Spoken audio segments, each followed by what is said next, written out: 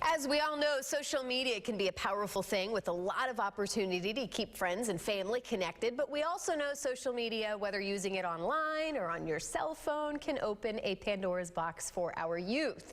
Here with some great reminders and advice for parents is April Ott with Directions for Living. Good morning. Good morning.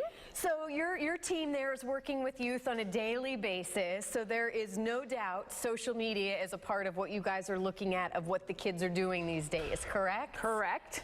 The thing with social media is, and the thing that I always want to bring to parents is kind of a balanced perspective, which is that social media can be fantastic and wonderful for a whole lot of things, and we should talk about some of those things. But it also opens Pandora's box and can in fact be dangerous on occasions, especially if we aren't using it correctly and if we don't understand the power of social media.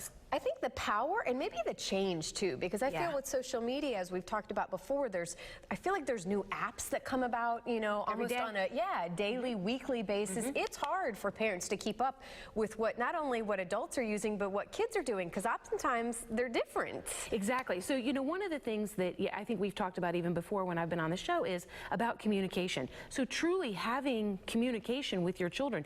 Your children are going to know, regardless of how old they are, they're going to know before you know what's happening in social media and the whole social media climate. In the segment before, they were talking about, Snapchat and the power of Snapchat, and that is so true. And the thing is that our children are going to know these things kind of through this grassroots perspective, and so we have to ask questions. We have to say, so what new apps are there? Show them to me. What are you and your friends using? What are you talking about? How does it work? Get that information, and then as soon as you have a little bit, then you can kind of Google it yourself. You can start asking other people questions so that you really can have the limits and the protections that your children oftentimes don't even know that they need. Well, and I love this, as parents and kids, you kind of brought it up, this communication is such a big part, I think, to having a healthy relationship with your kids, and you can't do that these days without social media and what's knowing is what's going on. So maybe just having that first initial conversation of, hey, teach me. I love that idea. Yeah, and some people, I hear some parents doing things like setting up kind of these fake accounts so that they can monitor and watch, and my counsel on that is that that's really not setting up a kind of a relationship of trust, and I would try to avoid doing those kinds of things. Always a fine line, I think, as parents. They want to be able to trust their kids, but they also want to know what's going on. So you say let them have a little bit of freedom online? Yes, and I do, and the idea of trust is very balanced with betrayal, and so we have to be careful. I think trust is making sure that there are limits to social media based on ages and stages, right? So if you have a 3-year-old who, loves YouTube, understanding how that works and what they can actually access, versus if you have a 12-year-old or a 13-year-old who's just discovered Snapchat.